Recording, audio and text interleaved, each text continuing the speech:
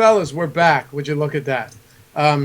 We just got some insight into the interesting lives of Derek Carty and Dan Gasper. So now we're going to start talking about some baseball. Dan, I know you're severely disappointed right now with some weather concerns around the league, and fortunately there aren't many. But talk about the game that you were targeting and what you're deeming virtually unplayable right now. Yeah, it looks like, unfortunately, we're going to have some troubles or playing or rostering guys in Chicago. It looked like a real nice game to target with no SC on the mound for the White Sox, and a lot of those left-handed Angel bats were attractive, as well as just Angels in general. So that game looks like it's pretty much unplayable. I'd be somewhat surprised if they didn't postpone it here soon.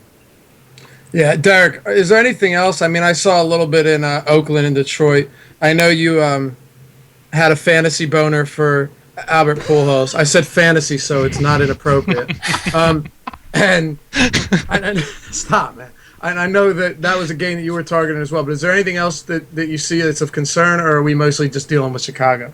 No, that's mostly it. I mean, I loved Angels today. The park shift there was just enormous. Pujols, Calhoun, there were a bunch of guys that looked really good today.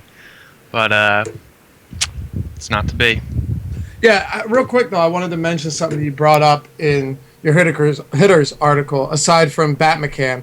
But you're talking about how the platoon splits don't mean everything. Like, having the platoon advantage doesn't mean everything. And I think that, sometimes people place so much weight into that they won't play a guy with a good matchup unless he has a platoon advantage. Now, granted, there's going to be guys like Cole Calhoun that you don't want to play him against the left. Certain guys that are of average caliber.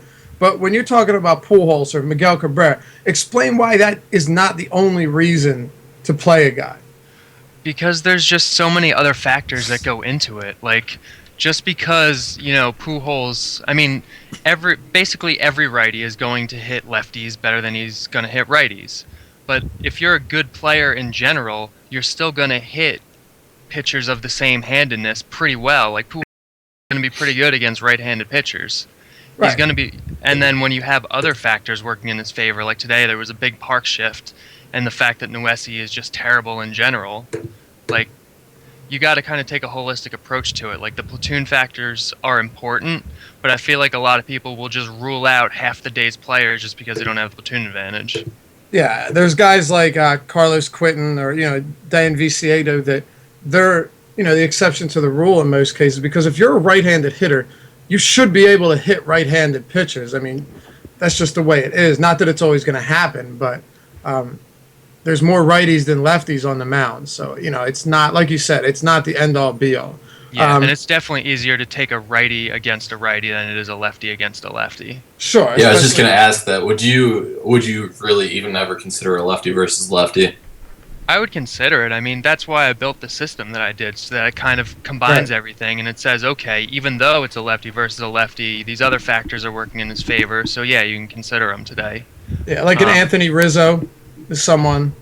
Or Chris Davis against Eric Bedard. Yeah.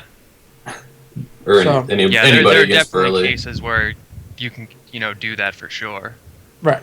Dan, we got our favorites for the pitchers tonight. Now, there's a lot of viable mid-range pitchers out there. I did the Daily Diamond, and there were guys that I just wanted to keep adding, and there's not any essential. I guess there are kind of almost locks tonight, but what are you looking at? I don't want to even say top-tier pitching, because that's not what's out there tonight. Maybe top-tier matchups, top-tier opportunities, but when we look at who's out there, Dan, who are your top three guys? Because there's a lot. Top three. Hit me with it. It is my number one. I think I like Alex Wood. Okay. And then 2 and 3 would be kind of split between Jordan Zimmerman and then Matt Latos. Okay. And I'm same three guys, a little bit different order. What about you, Derek? I'm a little bit different. I think Wood is the clear number one today. I think he's your cash game guy on FanDuel. After that, I kind of like Corey Kluber. Especially, we kind of got to see what the Dodgers lineup looks like, but I think Kluber going over into the National League, Pitchers Park, not facing the DH. LA's lineup has been kind of weak lately. I think Kluber's in a good spot. Latos is in a good spot, but he still kind of worries me that his stuff isn't back yet. He's not Matt Latos right now. Let's talk about that. We got the velocity down almost 4 miles per hour from last year, right? I know you had said that the movement isn't there. He is hitting his spots, though. I mean, I'm going to rule out the Toronto game because that stuff happens. And he's also not in midseason form yet. So do we look at it, Dan and Derek both answer this question, but do we look at it as, you know what, he's going to regain his form. It takes a little while. He's going into Petco against a terrible San Diego team, or are we still nervous? Because he is cheap. He's cheap across the industry. I'm nervous, but where he's cheap, he's definitely an option. He's a guy I might take, but he's not the same Matt Latos, so there is going to be some risk with him. But the matchup is great. So right. Yeah, I basically said this his last start out against Chicago. I'm nervous, and I think there might be something to it. But he's also facing a lineup that he can, get through with his, average stuff or below average even stuff. He's facing a weak offense. It's in Petco Park. So while he might not have his absolute A game, he can still get around the lineup without it. yeah. Okay. And on the opposite end of that game, Derek, what about Jesse Kahn? I actually like him tonight. Not necessarily like a FanDuel cash game play, but I don't think I would be opposed to him as like a DraftKings second pitcher. I think I'd probably go a different direction, but I could see that. Or definitely a draft street cash game play. Okay. And definitely a GPP guy. I like Han. He looks like he's got some pretty good stuff. The numbers have been good so far. The matchup is good tonight. So Han, I like him. Do you think being a two-pitch pitcher, Dan, is going to catch up with him? Being that he's throwing the fastball and curveball combined 90%? Or do you think, that breaking ball can help against opposite-handed pitchers? Because it's going to, there's concern when you have two pitches that you're throwing 90% of the time. Yeah, obviously that's a big concern. The other thing is we really don't have a huge sample on him at all.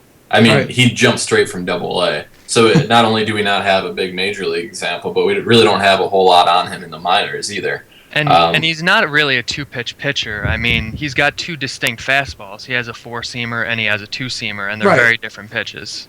And they play differently. Like the two-seamer plays better against same-handers, and the four-seamer plays a little bit better against opposite-handers. So he has stuff to work with.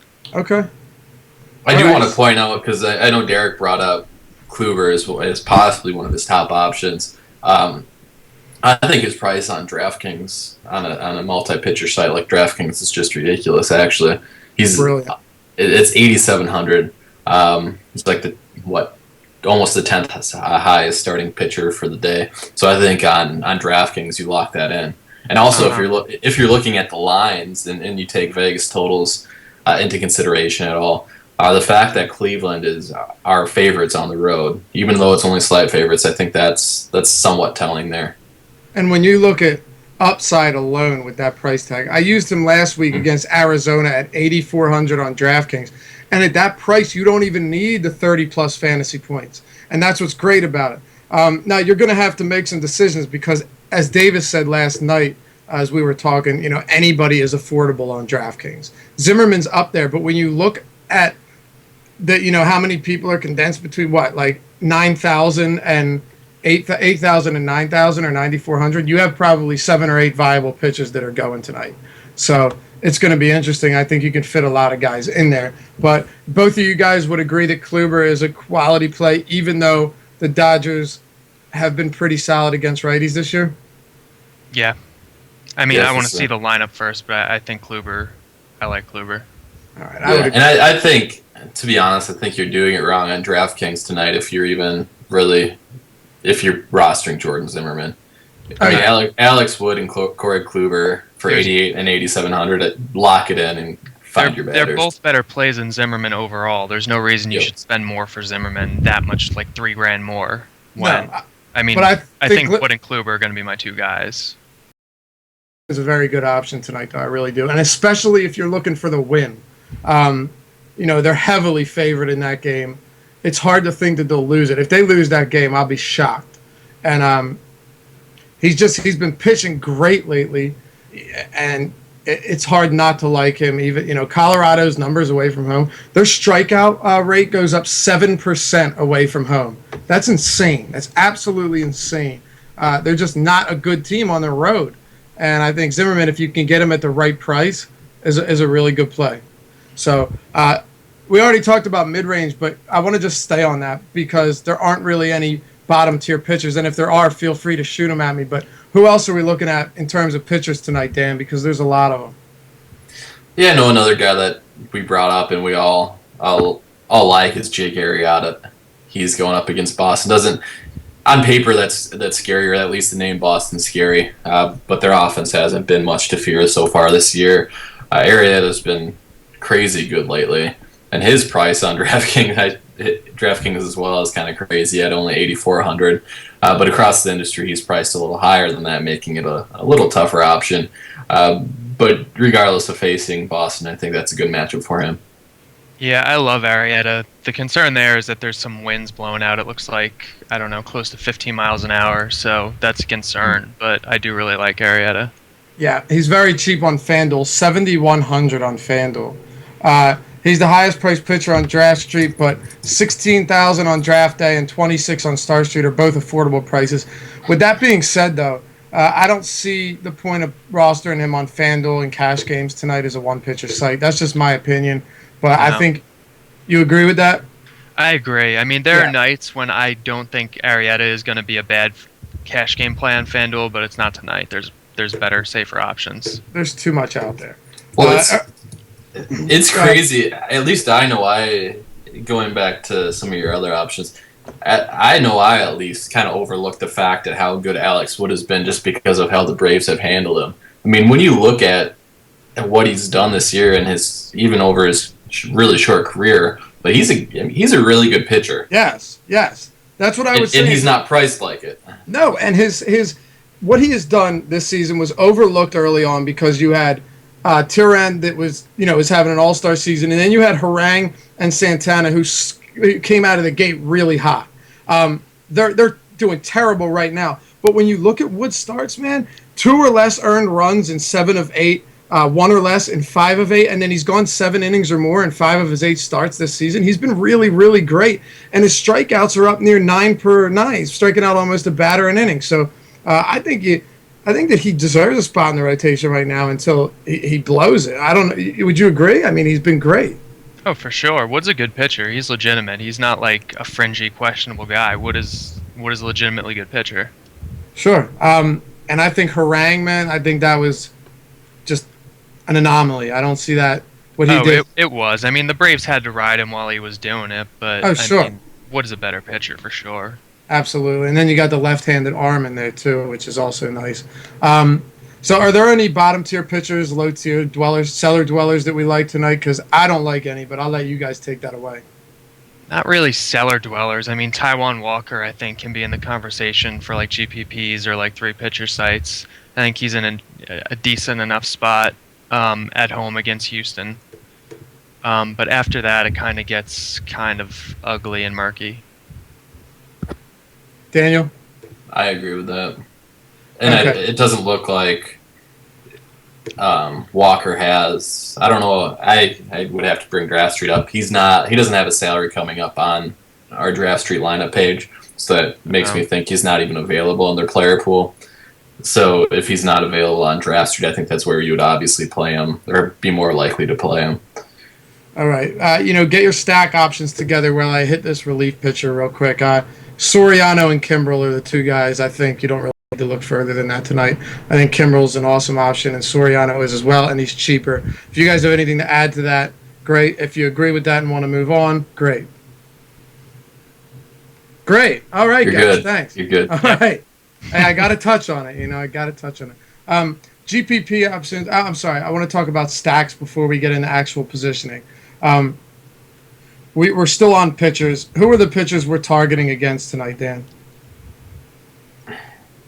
I think the obvious one would be Johan Fland.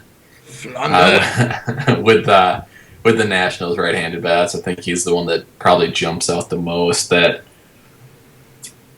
line is just crazy with Washington -200, and that looks like it's actually even increasing and has increased throughout the day.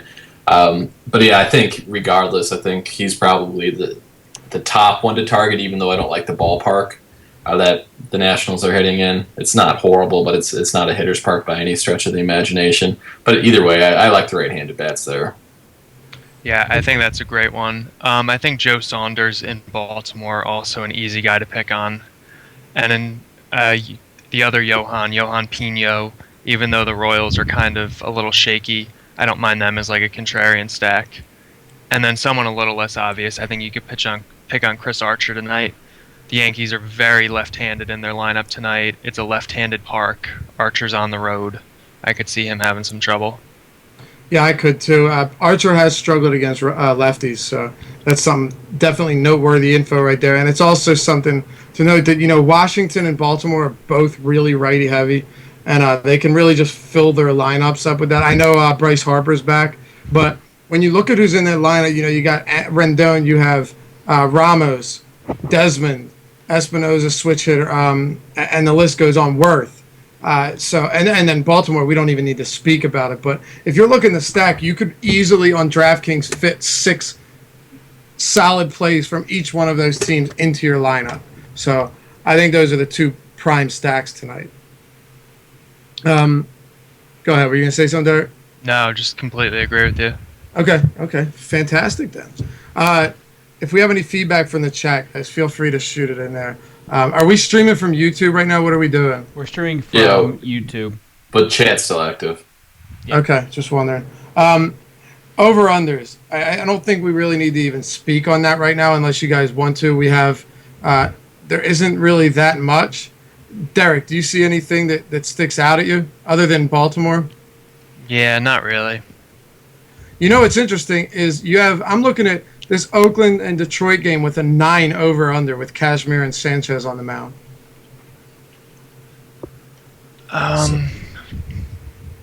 Yeah. 9. Yeah, that's. Kashmir. Detroit's so right-handed. Like they're gonna get to Kashmir. Mm-hmm. Especially since it's not in Oakland, it's in Detroit, which is a better park for hitters. 9 may be a little high, but I still think there's going to be some runs scored in that one. Right, and neither of those pitchers you play tonight. Go ahead. We did have a notable scratch in that game, too. It looks like Victor Martinez is out of the lineup, and J.D. Martinez is right in his place. Okay.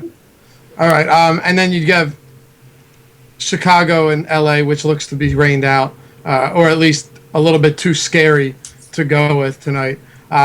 And there's a lot of decently high over-unders. You're looking at 8s, 8.5, 9s, but nothing Coors Park high. So when we talk about the catcher position, when I look at it, I see 3 guys that I'd be willing to play and not really much else. Derek, is there anyone that you're really looking at tonight that is a must-play at the catcher position? I don't know about a must-play, but I think there's a lot of really interesting options tonight, especially a guy that wasn't on my radar this morning when I was writing the article, but is now, is Kurt Suzuki, who's batting second tonight against Danny Duffy at home. Ooh. Okay. Dan? Yeah, I agree with that analysis that there's some pretty good options. I don't think there's necessarily a you have to play option. I'll take Derek's number 1 guy in the article with Brian McCann. Batting 5th against Chris Archer. He's a guy that Derek touched on that you might want to have a couple bats against. And with the short porch in right field, I think McCann's a pretty solid option. Yeah. And are we on Ramos? Yep. I think after McCann, Ramos is the next guy you're looking at. Batting 8th isn't ideal, but they're going to put up runs against this guy. Yeah, right. Steve's man, Bryce Harper, moved him down a little bit in the batting order, unfortunately. That doesn't concern me too much tonight. Yeah, he's batting 8th, but you still look. Ian Desmond's batting 7th, so there's still Zimmerman 5th, Harper 6th, Desmond 7th, Ramos 8th. Like I don't really see where else you could bat him. So I'm okay with playing Ramos tonight, and I think he's pretty inexpensive across the industry, which makes him that much better of a play. You mentioned Hundley, right there? Yeah, is he in the lineup? I don't know. No. Joseph? Joseph is. Okay, well, Joseph. Hold on. Joseph is another righty. So, are they swappable? Are they interchangeable or no? They're not. Hundley's a better hitter.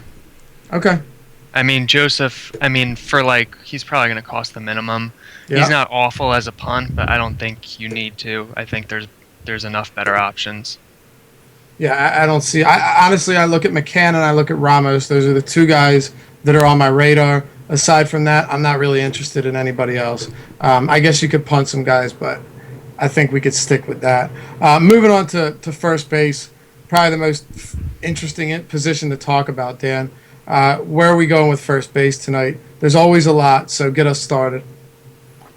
Yeah, like you mentioned, there's always a ton of options. One of the guys that we obviously want to target is Joe Saunders. So if you still have Steve Pearce, where he's at a decent price, I think FanDuel probably priced him up too much, where he's not exactly appealing. 4,000 on DraftKings, Dan. And it's a borderline price for me at DraftKings for 4,000. But I like him quite a bit. He's obviously not the number one option, but if you're looking for someone with decent upside that can give you some power for kind of a mid-range price, I do like Steve Pearce. Okay. Derek? Yeah, first base is kind of weird tonight. I think Teixeira is going to be one of your better value plays against Archer, batting cleanup. I'm reluctant to bring him up, but Eric Hosmer is super cheap. He hasn't been good lately, and that's worrisome. But the matchup is good, so he's got to be on your radar. I don't know. I don't know if I can do it. I don't know if I can either, but I have to mention him. What about, and Pierce actually, Dan, 8,700 on draft day. That's a great price right there. Let me just run down a couple, and you guys give me a yes or no. Freddie Freeman against Wheeler. Is he in the lineup? I saw he was day to day. Yeah, he is. Okay, He's yes or batting no? third. Yeah. Derek? Yes, but not for the price. He's decent tonight, but I think there's better guys that are cheaper. Anthony Rizzo against Jake Peavy. No. Probably not. That park's terrible for lefties. Okay, Singleton against Walker. No. No. Pena against Jimenez. Real cheap. Who? Oh, Carlos, your boy Carlos. Yeah, he's not bad for the minimum. You could do worse, but first base is a hard position to punt. So I actually don't mind. I have Draft Street's prices pulled up on our lineup page. John Singleton's 3,900. Yeah. In Houston, I don't mind that. I think there are better options, but I think that's a really good price on him. Okay, and the last one. What about James Loney against David Phelps, batting fifth at Yankee Stadium as a lefty? Yeah, I like that. Me too. Especially because he'll be cheap. Yeah, that's not bad. I have a question for you guys. So a day like today, obviously, not a ton of first base options that exactly jump off the page, and this would be more of a GPP play. But how about targeting a guy like Chris Davis on Draft Street who adjusts for platoon splits? So his prices, he's in the mid to high fives on Draft Street, which is pretty dang low for Chris Davis. So he'll have in a bat or two against Joe Saunders, but we're kind of expecting Saunders to possibly get hit and out of the game early. Do you take that risk? Do you think it's a decent GPP play, even though he'll have one or two bats against Joe Saunders, but then your next likely at bats are going to be against a guy like Scott Baker? Do you think that's a decent option? I'm fine with that, and that's one of those plays where it's like Chris Davis is such a good hitter, even though he doesn't have the platoon advantage against Joe Saunders. He's still a pretty good play regardless. So right. I'm fine with it. And it's funny. This year, his weighted on-base average is really, really close in terms of handedness. So he has a career 210 ISO against lefties. It's not like he can't hit them. So I think that's actually a pretty solid under-the-radar play, Dan, that could pay off big time. And it's also important to note that you mentioned, you're targeting this pitcher, right? And we always stack them with the platoon advantage, going back to what we talked about before. But if we're stacking the entire team against the guy that they have the platoon advantage against, and we expect him to be out by the third or fourth inning, what does that mean for the guys that have the same handedness of this guy? They could be facing three different pitchers from the fourth to the ninth inning. So I definitely think that makes sense. and I don't see any reason not to look at him at such. He's in the mid fives on Draft Street. Yeah, Wow. Looked like I think Joe Pierce is actually $1,900 more than him on Draft Street today. Wow. Yeah, that's definitely something to look at. So, second base, though, let's move on. We're running out of time here. Derek, second base is never one of the best positions. I usually hate looking through it. There's either like those several real top-tier options. You got your Canoes and your Doziers and, Kinsler. What else do we have? I think Dozier's the top of that group for sure. He's got the best matchup easily. I think of like the next tier, I think Ben Zobrist looks pretty good going into Yankee Stadium against Phelps. I mean, I don't know. Those are pretty much the guys I'm going to be looking at. Yeah, that's about it. I think Derek touched on. I think you still have a pretty nice price on Zobrist too across the industry. He struggled to start the year, so he's priced down. So I think he's a pretty solid option with that short porch. All right, and if you're looking for the multi-position eligibility and you want to squeeze guys into different positions, open up some outfield, but also stack the Nationals, you have Anthony Rendon at second and third base on DraftKings, and then you have Zimmerman at third base and the outfield. So you could go second base Rendon, third base with Zimmerman, and then get your Worth and Jason Worth, and then fill it up with maybe Nelson Cruz, someone else in the outfield. It's worth taking a look at. That's what I love about DraftKings is you can really move it around and make whatever you want. So there's nothing else at second base that we like tonight, fellas. Cano is an okay option. I mean, yeah, guys like that are going to be options. Cano's decent. I like McHugh. Kinsler is a decent option. Kipnis is a decent option. But I mean, if you're going to pay for like a guy in that range, you pay for Dozier tonight. Okay. Sounds good to me. Well, then we'll move on to third base. I just touched on Zimmerman, who is eligible at third base on draft day and DraftKings. I think he's definitely a viable play. But, Dan, what else are we looking at third base? Third base is kind of gross. And this is one of the options that is going to get rained out. But Gillespie was probably one of the top options tonight. But unfortunately, it doesn't look like we're going to be able to play him. After that, I do think it's probably one of those Nationals guys that you want to play. Zimmerman, it looks like across the industry you can get Zimmerman for cheaper, so he would be the option I would take. But I think those National third basemen are pretty clearly the top option tonight. Yeah, they're definitely at the top. You put them in if you can. I mean, Kyle Seager's decent, getting a park boost with a platoon advantage against McHugh. I think a decent punt, I think I wrote him up today, was Kelly Johnson. Looks like he's in the lineup batting seventh. I don't hate him. But if you can fit in Zimmerman or Rendon, those are your guys. All right. We have Chris Davis playing third base in Baltimore today. So that should be fun. Third base is pretty empty. I mean, there's a lot of... Wait, that's an actual thing? What? I didn't see that. Chris Davis is playing third base. Yeah, he is. Interesting. Yep. That's why I was fun. saying. That's why I was saying that I wanted multi-position eligibility. Well, is that his first time this year? Right. Unfortunately, you can't just open it up when the lineup comes out. And Right. Yeah, I haven't seen him play third base this year. Have you? I don't think this year. But So is that a situation where you could potentially target guys that pull the ball and try to play against Davis's fielding ability? I mean, that's some deep analytical thinking right there, Daniel. But Well, I mean, it's not to say that that's obviously the only factor, but you like Ranger bats anyways against Ubaldo. Mm-hmm. Yeah. So I do think it's a potential bump. Yeah. I mean, guys that tend to hit ground balls to the left-hand side, they might a couple might sneak through. Yeah, I Yeah, think it's a you little just bit have- of a bump. Although Hardy's a great shortstop. I mean, he's going to cover a little bit for Davis's shortcomings. Right, and again, you have to hope they're not considered errors either. If it's considered an error, you got nothing out of it anyway. But, Don Brown commits a blatant error in left field with A.J. Burnett on the mound. He misplayed a ball. It was miss. not an error. Dude, he walked forward 17 steps on... You're still heated about this. Dude, Well, it's like uh, I give this as an example, and I hate this how this is a hit, but you get the deep or the fly balls that are easy plays, but somehow they get lost in the sun or something like that and just drop right next to the guy. Those always count as hits. Those are they're the worst if you're playing against a guy that has the guy that got the hit, and then they're the best if it's the opposite of the scenario.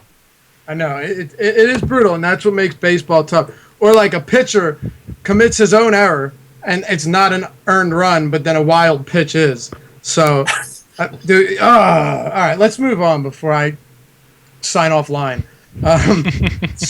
You don't understand, man. Because then Burnett gave up that RBI, that 2 RBI double to Saltalamacchia. And he pitched a great game aside for that. Don Brown does not belong in Major League Baseball. He really doesn't. I don't care what anybody says. Bring Steve Fink on here right now so he can just thrill him with me. I know the whole reason he wanted to create a certain feature on one of the tools was to get Don Brown eliminated from it, which is pretty great. Shortstop. Brian Dozier is shortstop eligible on a couple of sites, which is nice. But Derek, take us away with shortstop. You did the hitters article, so talk about your 2 featured guys first. Who did I feature? Probably Desmond and Hardy. Yep. Yeah, Desmond. I mean, he's with Harper in the lineup. He's down to 7th tonight. 7th in the order. He's still a really good option. But I think where Dozier qualifies at shortstop, I think Dozier's the top shortstop tonight. Okay. Otherwise, it's Tulowitzki, but you're not going to pay for him because his matchup is not very good tonight. So it's either you're going with someone like Desmond, or you're going with someone like Hardy, or, I don't know, Andrelton Simmons maybe. But, I don't know. Shortstop's kind of difficult tonight. It's kind of just like a clump of guys with not a whole lot separating them. Yeah, I'm glad that you didn't put Tulowitzki at the top of your list, and here's why. I think it's time that we take the blinders off. Tulowitzki's a great baseball player, great hitter. He is, in my opinion, the best shortstop in baseball. But right now, and we've talked about cold streaks at length, right now he's not hitting like the guy that you just put in there at whatever price he is because it's Troy Tulowitzki. I think we really need to start looking at other options as the number 1 for the day. Until he rounds back into form what he was doing earlier. I still don't think he's going to do what he did earlier in the season at a consistent rate. I don't think it's sustainable. But, too many people with the Troy Tulowitzki number one, no matter what. Dan, what do you see at shortstop? Yeah, I think an option, and he's actually really cheap across the industry, is Elvis Andrus. Well, I guess he's not really cheap, but on FanDuel he's only $2,600. He's a guy that kind of really bats against lefties and righties. He has about the equal talent, so he doesn't show a huge split no matter who he's facing. So in that scenario, you basically want him facing a righty because then he has a better chance to steal. So I think Andrews at his price point on FanDuel specifically is a good play at $2,600, and I think he's rosterable across the industry, even if his price point isn't nearly as good as it is on FanDuel. Yeah, I definitely agree with that. Let me shoot a question at you guys and just tell me what you think, because we haven't upon this at all tonight. I think and it doesn't necessarily relate to shortstop, although I do actually like this guy a little bit at a cheap price. What about under the radar stack for GPPs? The Cleveland Indians against Dan Herron. They really do hit righties well. Herron has not done much at all. He's susceptible to getting beat up and susceptible to getting lit up for some home runs. What do you think about that if you're looking for something outside of Washington or Baltimore? I mean, I like Herron in general, but I don't think he's a particularly good play tonight. I think there are some Cleveland bats that are going to be on your radar. I mean, it's not like I'm going to have very many of them in my cash game lineup. Him answer it for himself.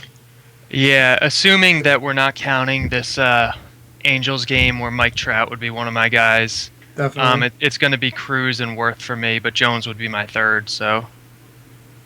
Okay, I think that's fair. When we dive a little bit deeper into it, because you can't just play 2 outfielders, unless you're playing on Elite. What else do we like here tonight, Derek? It's such a shame, this Angels game. I loved Cole Calhoun. He just went from 12 to 6 real quick when he saw that Yeah, weather. although I don't know, it looks like the early part of the game is starting to clear up a little bit. I don't know if that's something I'm going to end up risking, but it's something I'm thinking about, but probably won't. I like Shin-Soo Choo against Ubaldo. It's a good park for lefties, even though it's not Arlington. I think Chu's a really good play. I think Matt Joyce is a great play. Ugh. I'm joking. He is a great play. He just bothers me. Sorry, keep going. He bothered me because he was super high yesterday and I didn't play, and he goes off for two dongs But yeah, I like Joyce a lot again tonight. I think some of the Yankees outfielders are good plays tonight. Ellsbury, maybe Beltran if you feel like he's healthy enough. Alex Gordon I think is a decent play against Pino. He's one of the better bats in that KC lineup, and he's got the platoon advantage against him. Josh Willingham, I think, is a good underrated option against Duffy. So those are some of the guys I'm looking at. Derek, I think you might be right here. The Chicago game, these storms, I'm looking at the radar right now, it looks bad. Like, the storm looks really bad. But have you seen the radar by any chance? I haven't checked out the radar. Look at the radar. It's all red. But yeah, I'm just north of that. It's not going to be a fun night. I'm actually, my mom's texting me during the show, hey, you guys should come over. Really? Take safety in our basement. Yeah. Yeah, it looks. Are there any tornado watches? Yeah, I'm pretty sure that Hal is in the area. It's going to be a mess. You guys get tornadoes up north? You get them anywhere, man. We actually got one that touched down last week, not too far from here. Huh, well, look at that. Anyway, I think it actually might be able to get played. So, what is it, an 8 o'clock start? Yeah, 8 Eastern. Yeah, 8.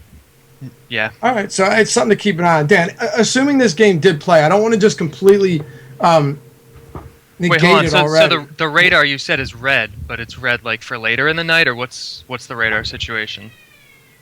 What? You broke up on me. What is the radar situation like that you were talking about? You said it was red, but is that like for later in the night, or Red means bad. Yeah, red means bad, but you just said that you think it might get played, so I'm trying to figure out what. What I'm saying is, no. What I'm saying is that it looks really bad, but there's a chance that it could hit us. It could hit Chicago later. So I was like, yeah, it's a very bad storm, but they might get some in. Now the concern is because the storm is so bad, even if it might hit at 9:30 or 10:30, are they going to cancel it because exactly because of the severity of it? Yeah. But Dan, assuming that it didn't, who are your outfielders in LA? Just hit real quick. If it does get played. Anyone, roster him. Okay, all right. I think everyone's in play in that game. All right, that makes it very easy. Who else do you like in the outfield? You're not getting off that easy. A guy that got a huge, this is more value, but a guy that got a huge bump in the batting order tonight, going up against a good pitcher but young pitcher in Taiwan Walker, is Alex Presley.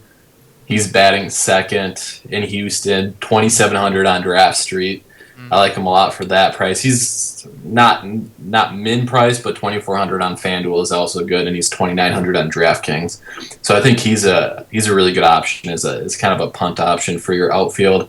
A guy that Davis will yell at if we don't mention Michael Brantley. You mentioned you like the Cleveland Indians. Brantley's not at a price tag, like a really exploitable tag across the industry, but I think he's always in play against really any righty, but see, I feel like Brantley's never in play. His price tag is just so high. Like I can never play him. His skills just don't justify it. I'd say he's never being price sensitive. He's never a play. Yeah, because his tag is too high. But and if you just want to say though. screw pricing, then yeah, I think he's in play. Because he's been phenomenal. I mean, he's one of those guys that, like, he might not give you the monster fantasy points every night, but there's that consistency there that you really like to see in these type of players. 4,600 on DraftKings is entirely playable. So I know that he's been expensive elsewhere, but 4,600 is really not that much when you take into consideration the prices of everyone else. 10,000 on draft day is not that much. I don't know. I think that he is playable, but I don't think that the matchup is that conducive to what he do. I don't think that you need to play him tonight, but he is playable. So We have a question in chat too. Rajay Davis, Beltran, or Joyce on DraftKings? I would probably, and I just talked a lot of garbage on him. I think I'm going to go Joyce here because he's very cheap in a lot of spots too. And hey, maybe he'll carry that magic over till tonight. I like all three, but I like Joyce the best. Although he is a little boomer bustier than the other guys. I mean, it's like he could strike out 2 or 3 times and go 0 for 4, or he could hit a couple of home runs. So I mean, he's a better GPP than a cash game play, just because there's some variance in what he's going to do. But I think Joyce presents the most value of the 3. Yeah, Yourself? I like Joyce the most too. Okay. We have Nelson Cruz or Adam Jones. Derek, go. Cruz. Yeah, Cruz. Oh, sorry, bud. That was, shouldn't have even asked that question. God. No, they're both really good, but Cruz is better. So Yeah, I agree. And I don't know if we buy the reverse splits thing, Nope. but we don't. But hold on. Cruz kills lefties. So I think that is some type of a decision maker right there. I'm going to regret this. Dan, what are you going to regret tonight? And you can't say LA and Chicago getting rained out. I'm going to regret probably not playing enough national players. That's a good one. I'm going to play them. Derek?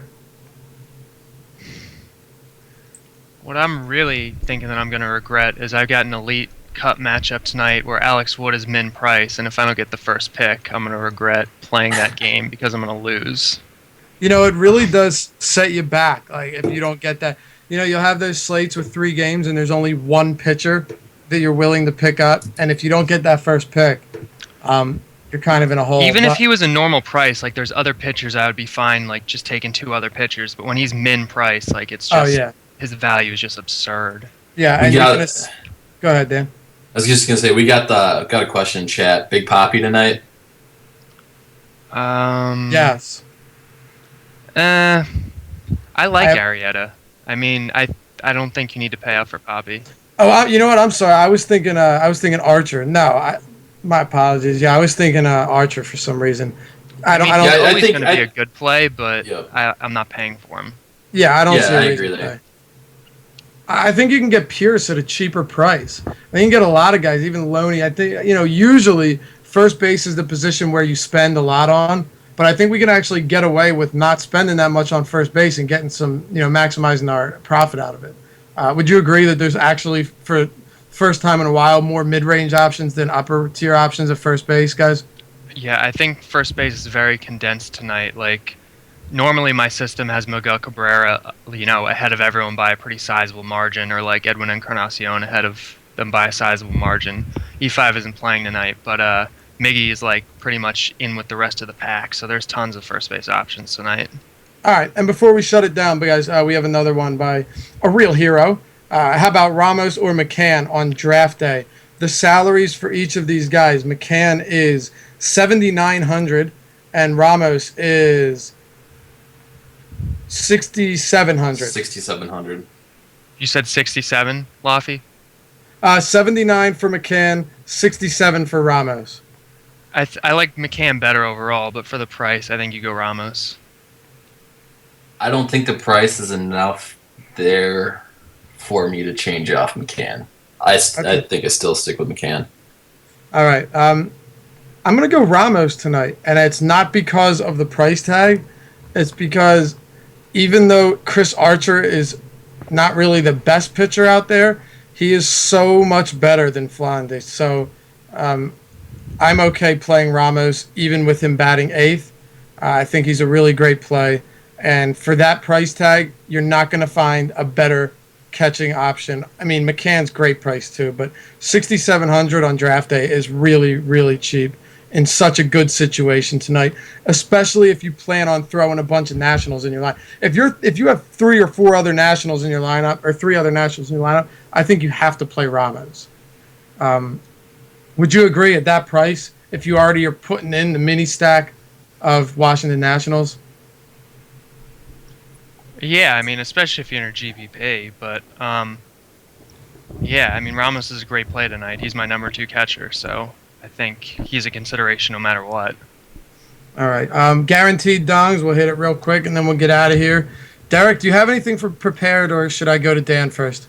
I guess let's say we'll call, I don't know, Cruz my normal one, and On the radar.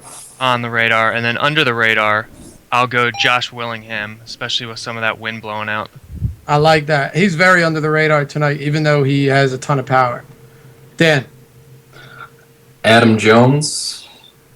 Well, yeah, Adam Jones for my on the radar. And under the radar. Dang it. Chris Davis. Does Chris McCann Davis. count? You got to go Chris Davis, man. He was your. Well, I can go Chris Davis too. Okay. You gotta go Chris Davis, man. All right. I just didn't want to stick to, or I didn't want to do too many Baltimore guys. Well, you were endorsing him earlier, and I think that's a pretty fair guy. Yeah, we did mention a lot of Orioles, huh? I'm gonna go with it. What would you say Rendon is? On the radar or under the radar? I think he's on it. He's between the radar. He's between. Okay. Between the two. So he's my between the radar. Him and Zimmerman are both going deep tonight. Those are my guys. David, take it away. Yeah, so just basically looking at our lineups page and the salaries. Cardi, that Alex Wood game is the early game, so you're good if you just play late slate. Ah, nice. So, Yeah, we were gonna do 2 games, but I don't know. This just seems, with that and with the LA game getting rained out, it just seems like that game's gonna be a total crapshoot if we play it. So I may see if we can just reschedule it.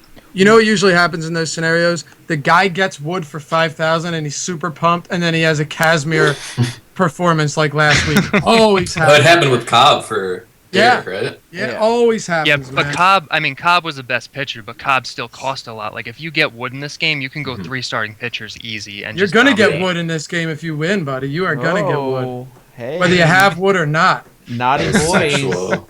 naughty boys. So yeah, the hopefully 7. Tommy G and I will be playing a few games. He's like MIA, so the only thing he comes on for is to discuss irrational thought processes. So Sounds about right. you will see. Like, I just have to bait him by using hashtag BVP, and he'll come out. So Well, he joined that conversation 2 days late. I know Hey.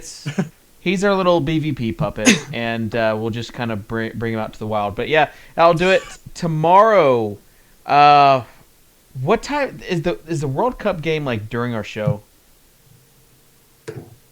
It might be.